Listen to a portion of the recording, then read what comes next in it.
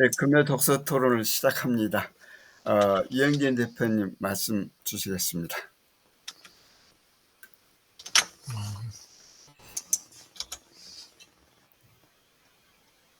화면을 공유하겠습니다.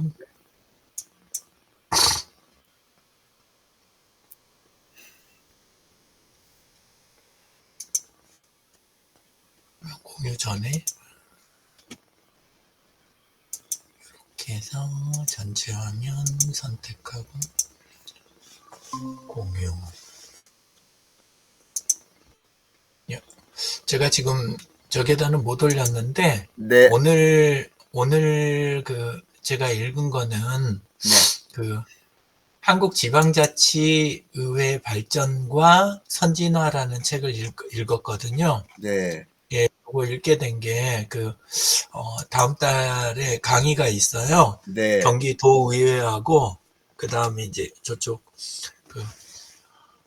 고양시 쪽, 예, 네, 그쪽 의회하고 그쪽 이제 강의가 좀 있어가지고 그거 자료 준비를 하다 보니까 제가 지방의회에 대해서 아는 게 많이 부족하더라고요. 네, 예, 그래서 책을 찾아보니까 요 책이 다른 책들은 좀 건조한데 이 책은 실상에 대한 부분이 굉장히 자세하게 좀 나와 있더라고요. 근데 조금 아쉬운 거는 이게 책이 2012년 나왔다가 최종적으로 저기 한 거 2018년 그래가지고 책이 전체적으로 조금 아주 최근 이야기는 아닌 게, 네, 예, 그게 좀, 아쉽긴 했는데, 그나마 나와 있는 게 책이, 요거여서, 그래서 어쩔 수 없이 요거 이제 읽었습니다. 근데, 전체 내용은 맨 앞부분에서 그냥 이론하고 제도에 대해서 다루고, 예, 그 다음에 이제 실태하고 문제점 부분, 네, 어, 이야기 핵심은 여기 들어있기는 해요. 예, 네, 근데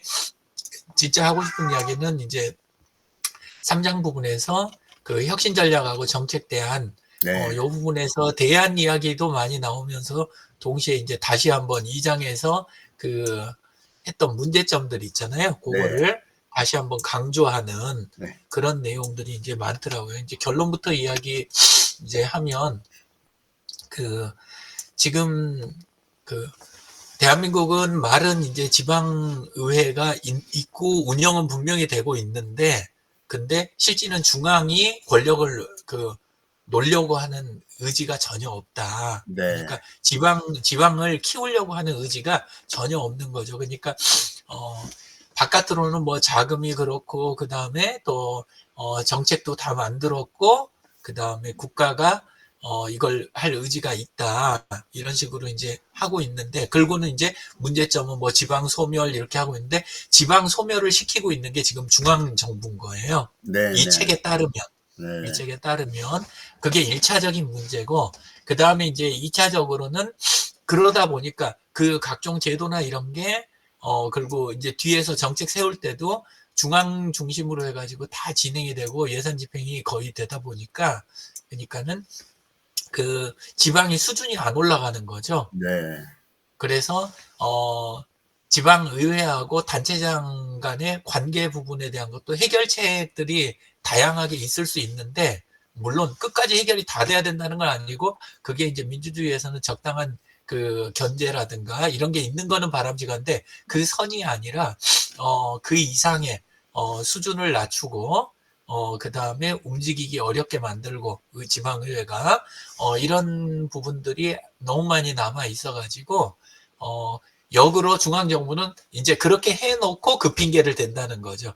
네, 지방의회가 수준이 그 수준이니까 이렇게 할 수밖에 없지 않냐. 이렇게 가고, 그 다음에 또 지방의회에서는 이런 지금 상황 하에서는 이게 최선이다. 우리가 할 수 있는 거에. 그러면서 실질적으로 이제 의회 의원이라든가 단체장 간의 갈등도 엄청 크고, 그 다음에 이제 안에서 새로운 기술이라든가 이런 사회 변화 같은 거를 도입하는 것도 굉장히 늦고, 이런 면들이 있다. 그러니까 전체로 읽으면서 저는 정책 대안이라고 이제 돼 있는 부분은 있긴 했는데, 제 느낌에는 되게 좀 암울하게 쓰여진 네, 예, 그런 책이었고요.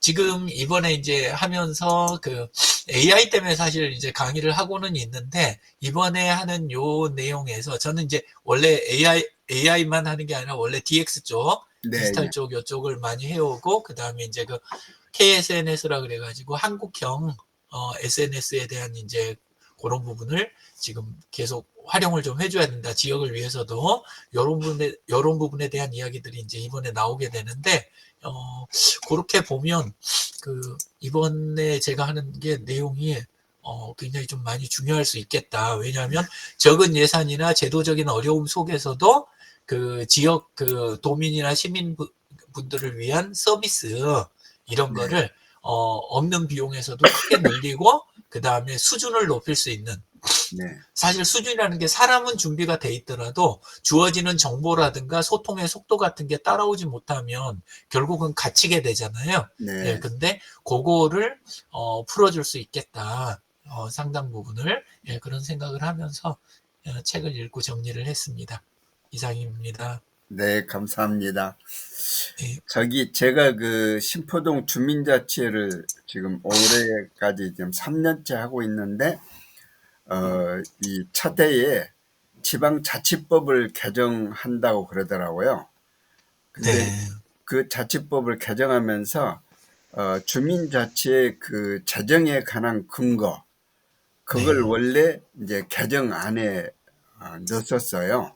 예, 근데 예, 실제 통과가 되면서는 그 조항이 삭제돼 버렸어요. 예, 그러니까 주민자치를 운영하기 위한 재정에 관한 근거를 이렇게 줘야 되는데, 그걸 필요성은 인정을 하면서도 실제 법상으로는 이 개정을 하려고 그러니까 이 국회의원들이 아까 처음에 말씀하셨던 것처럼 지방자치 내지 주민자치에 대한 어떤 그 확대랄까 그런 부분들을 바람직하게 생각을 안 하는 거예요.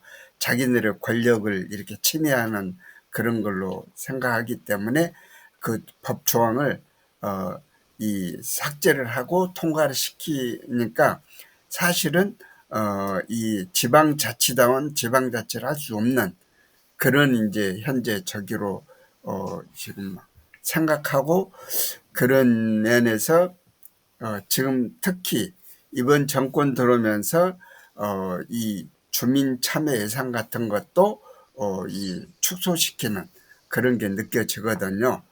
그리고 이제 이 최근에 보면은 마을 공동체 만들기 지원센터 같은 것도 폐쇄한다고 그래가지고 좀 이제 으쌰으쌰를 또 많이 하고 그런 부분도 있거든요. 그래서 이제 말은 이제 유종복 시장이 재검토하라고 이렇게 지시를 했다고 그렇게 이제 얘기는 하거든요. 그래서 이 지방자치에 대한 것이 이렇게 이제 지방의회하고는 이제 또 다르니까 조금 이제 이 그야말로 주민들이 자기가 해야 할 일 또는 자기의 권리 그런 걸 이제 찾아가야 되는데 실제 주민들도 주인 의식도 희박하고 그러기는 하지만은 이제 법적인 근거도 미약하다. 재정적인 지원이 미약하다. 이제 이런 얘기들 좀 하고 그러더라고요. 어쨌든 이제 이렇게 이제 유 대표님이 가셔서 이렇게 그 뭐야 어, 발전할 수 있는 성장하고 성숙할 수 있는 그런데 이제 지원 또는 근거를 좀 만들어 주시는 것으로 이해가 되고 그래서 좋습니다. 예. 그리고 실질적으로 그 어, 국민이, 그러니까 네, 지방에 있는 그 시민이나 도민분들이 그 적은 비용으로도 얼마든지 할 수 있는 길들이 되게 많은데, 그쪽에 대한 발전은 굉장히 거의 억압 수준인 거예요, 지금. 네, 예, 그러니까 맞습니다. 똑같은 예산을 쓰는데 가능하면 예산을 어디로 쓰냐 하면 오프라인에 뭐 건설하고 건축하고 시설하고 이쪽으로 돈을 다 쓰고 네. 이거의 극히 일부분만이라도 그 시민들의 통신과 그 네. 다음에 그러니까 자체 커뮤니케이션, 그 다음에 온라인에서의 그 소통과 커뮤니티의 발전, 문화를 갖다가 이렇게 키워내는 거, 그 다음에 컨텐츠를 정비하는 거, 이런 쪽으로 충분히 써줘야 되는데, 이거는 그냥 그 굉장히 이 축소를 하고, 그 큰 돈이 굴러다니는 거, 옛날식으로, 예. 예, 그쪽으로 너무 많이 쓰이는, 예, 그런 부분에 대한 게 언급이 많이 돼 있더라고요. 네. 근데 지금도 사실 크게 달라진 것 같지는 않습니다. 예, 하여튼 이 지방자치 가서 이제 주민자치에 참여를 하면서도 제 실효성이라든지 내가 과연 여기서 어떤 기여를 할 수 있을까 그런 면에서 좀 의구심이 들고 그나마 또 안 하면 더 이렇게 또 침체되고 그러지 않을까. 그게 지금 중앙 정부가 바라는 거고, 예, 근데 재밌는 거는 지방의회 있잖아요. 네, 지방의회와 의원들 이쪽도 사실은 그 흉내를 또 내고 있는 거예요. 맞습니다. 그걸 그냥 배워서 네, 이쪽을 아래로 보고 네, 도민하고 시민을 아래로 보고 우리도 배운 대로 하고 또 하는, 예, 예, 그런 게 이제 반복이 되고 있다. 네. 예, 전체 그림은 그런 것 같습니다. 하여튼 좀 민도가 더 성숙되고 하면은 좋은 방향이 되지 않을까 생각합니다. 예, 예. 저도 한 가지 또 말씀드리도록 하겠습니다. 전체 화면에서는 공유가 잘 안 되더라고요. 그래 좀 줄여야 이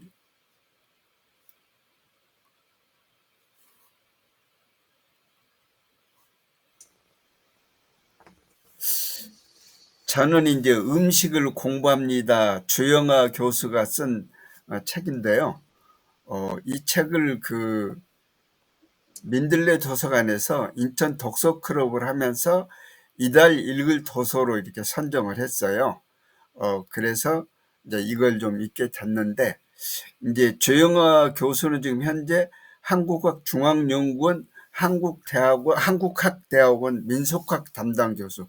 상당히 좀 한꺼번에 싹 안 들어오는 그런 이제 학과인데요.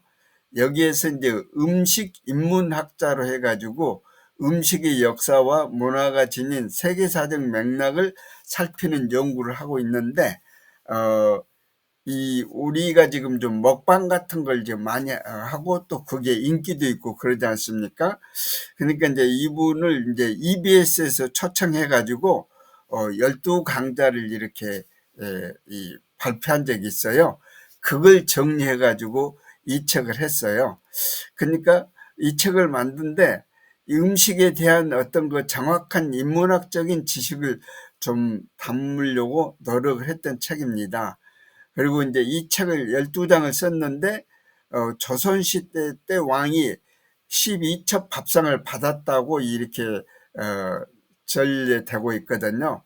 근데 실제 조선시대 왕이 매일 12첩 밥상을 받았다는 역사적 기록은 없다.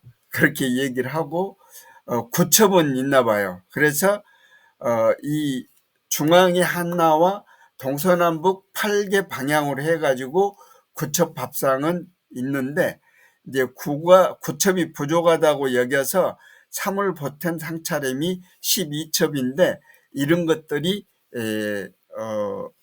근거를 해가지고 12장으로 정리를 했다고 그렇게 이제 소개를 하고 있더라고요. 그래서 첫 번째 이제 음식 공부는 음식의 이름을 공부하는 건데 그 라면을 이제 대상으로 한 거예요.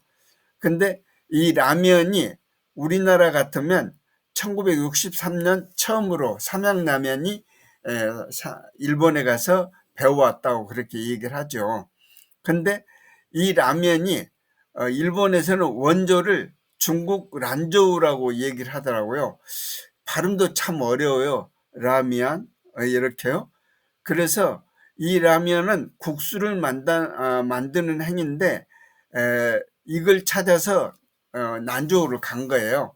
근데 라면은 없고 구수한 우육면이 있더라. 그래서 그걸 이제 그렇게 전를 받은 거 아닌가. 근데 일본에서는 이 인스타 라면을 개발한 사람이 니신 식품의 안도라는 사람인데, 이것도 그걸 이제 좀 간략하니 먹을 수 있는 라면을 이제 개발을 생각했는데, 자기 부인이 이 면을 튀긴 거예요. 그래서 그 튀긴 걸 보고 아이디어를 얻어서 인스턴트 라면을 개발했는데, 그걸 우리가 배워왔다. 그래서 이렇게 책 속에는 라면, 라면, 라면 이런 식으로 했다고 그럽니다. 두 번째는 식품학적 음식의 정의를 해가지고 아이스크림을 대상으로 했는데, 아이스크림이 축산물이라고 얘기를 합니다. 이게 우리가 아이스크림을 생각할 때는 얼음부터 생각하지 않습니까? 근데 거기가 이 원유나 유가공품이기 때문에 축산물이라고 하는 표기가 붙는다고 합니다. 그래서 이 아이스크림의 역사를 찾아가 보고 그걸 이제 소개한 것을 했는데, 우리나라에서는 1920년대 서울 도심에서 긴 막대기 한쪽에는 원통, 다른 한쪽은 직사각형 통을 매단 아이스크림 장수가 나타나서 신기해서 그걸 매일신보에서 여름의 여왕 애인의 키스보다 한층 더 그리운 여름 하늘 더운 날 아이스크림 맛, 이런 식으로 소개했다 하는 이제 그런 내용을 했습니다. 근데 이제 그것만이 아니라 이제 12가지니까 이제 막걸리. 그래서 막걸리는 누룩이 필요하기 때문에 발명된 음식이다. 발견된 음식이 아니고 발명된 음식이다라고 소개를 하고, 불고기는 이걸 이제 불고기 원조가 어딘가 하고 이제 찾아다닌 거였어요. 이분이 북경대학에서 이 유학을 했더라고요. 그때 이제 베이징에서 조선 카오류 거기 가서 불고기를 먹다 보니까 선양을 소개를 한 거예요. 근데 선양에 가보니까 평양 불고기를 소개한 거예요. 그래서 일본의 야끼니쿠도 이 평양 불고기 와서 불고기는 역시 우리나라가 원조다. 이제 그 다음에는 치지에서 배운 두부 발명. 그래서 두부를 공부할 때는 역사적인 기록을 찾아서 이걸 이제 썼고, 그 다음에 냉면. 냉면이 우리가 이제 여름에 많이 먹는데 원래 평양냉면은 겨울 음식이었답니다.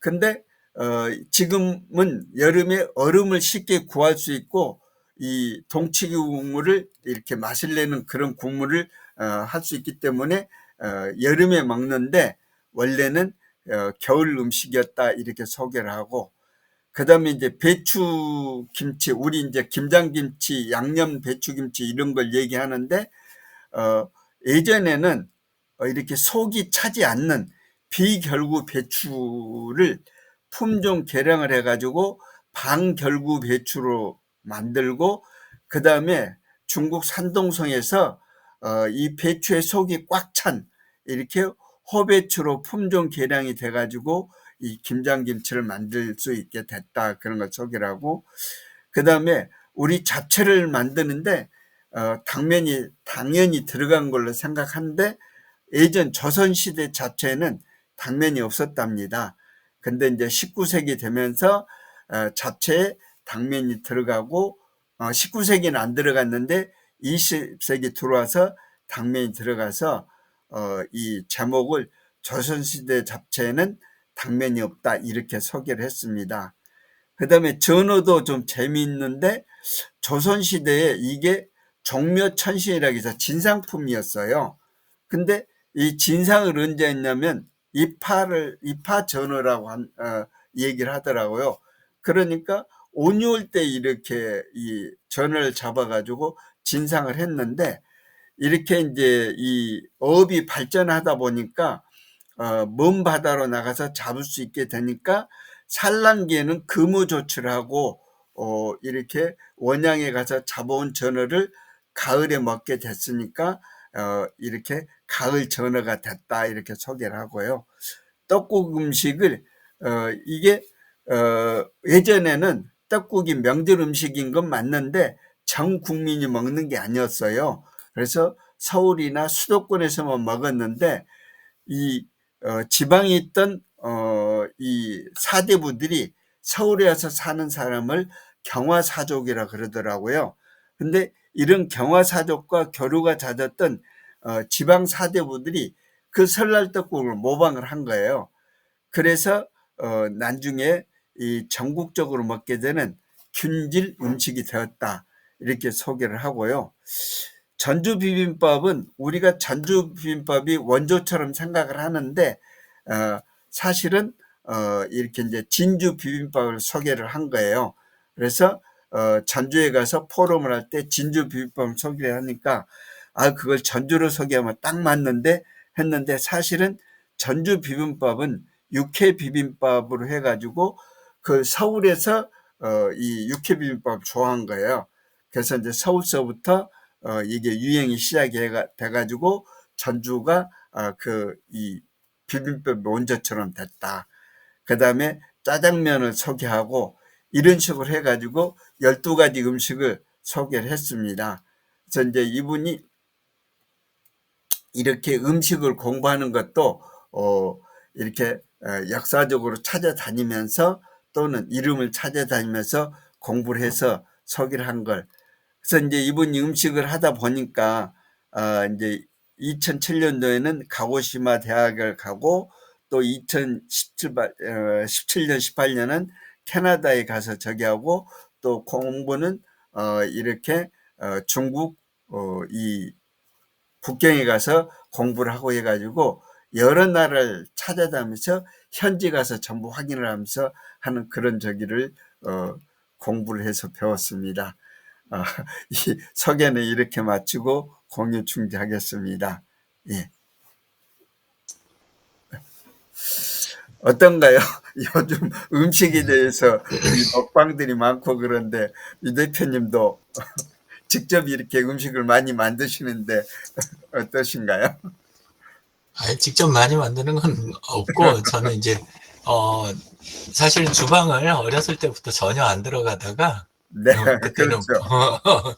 이렇게, 못 들어가게 하셔가지고, 그랬는데, 이제 나중에, 뭐, 그쪽 이야기는 따로 할 게 많고, 어쨌건 이제, 최근에 와서야, 설거지 열심히 하다 보니까, 예, 그래서 이거저거 그냥 조금씩 해서 그냥 끼니 때우는 그 수준입니다. 예, 근데 이제 말씀 주시는 거 들으면서 더욱더 그 지방자치나 이 부분이 강화가 돼야 되겠다. 오히려 음식 이야기를 들으면서 네, 왜냐하면 아까 평양 이야기 해주시는 거 진주 서울과 전주의 관계 이런 거 이제 쭉 해주시는 거 듣다 보니까 그리고 또 지방 사대부들이 이렇게 보고갖고 퍼지고 이런 걸 이제 보다 보니까 다양성을 만들어내는 거. 네, 어차피 뭐 재료에서 차이가 나면 얼마나 나겠어요. 근데 그런 것들을 가지고 지역에 맞게 또 계절에 맞게,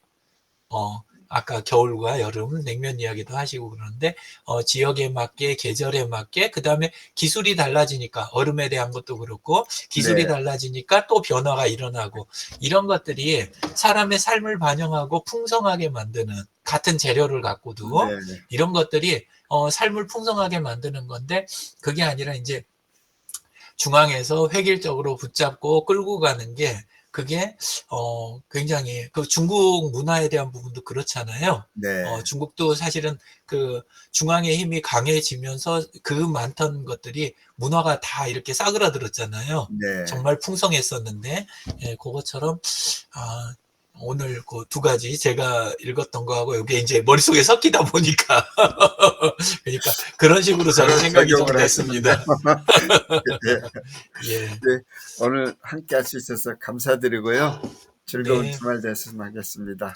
또 예, 강의 잘 감사합니다. 하시고요. 네, 예, 좋은 시간 만들어 주셔서 오늘도 즐겁게 예, 시작합니다. 네, 이것을 마치겠습니다. 고맙습니다. 네. 좋은 네, 시간 보내십시오. 네.